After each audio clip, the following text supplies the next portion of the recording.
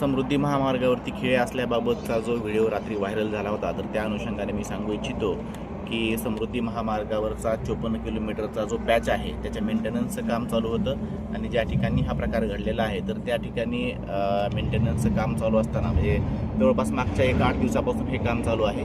Lane number 1 वरती काम चालू आहे. लेन नंबर 2 आणि 3 ह्या सुरू होत्या. लेन नंबर 1चं काम चालू असताना त्याला प्रॉपर व्यवस्थित बॅरिकेटिंगसुद्धा केलेलं होतं आणि हे काम करत असताना जे इंजेक्टेबल नोझल्स असतात तर ते त्याच्यामध्ये बसून त्याच्यामध्ये केमिकल सोडलं जातं जेणेकरून ब्रिजची स्ट्रेंथनिंग होते. ते काम चालू होतं आणि ते काल सकाळी लावलं होतं आणि म्हणजे आज सकाळी ते काढलं गेलेलं आहे.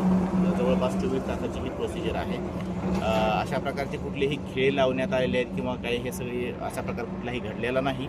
आणि ज्यावेळेस रात्री बॅरिकेड्स त्या ठिकाणी लावले होते, कुठल्या तरी एका अज्ञात व्हेकलनं ते बॅरिकेड्स तोडले गेलेले आहेत. त्यामुळं जे 2-3 व्हेकल्स आले ते पंक्चर झालेले आहेत. ज्यावेळेस घटना घडली त्यावेळेस HSPचे पोलीस आणि दौलताबाद पोलीस स्टेशनचे पोलीस तात्काळ घटनास्थळी या ठिकाणी पोहोचलेले आहेत. मी सर्व नागरिकांना आवाहन करू इच्छितो की कुठल्याही अफवांवरती विश्वास ठेवू नये.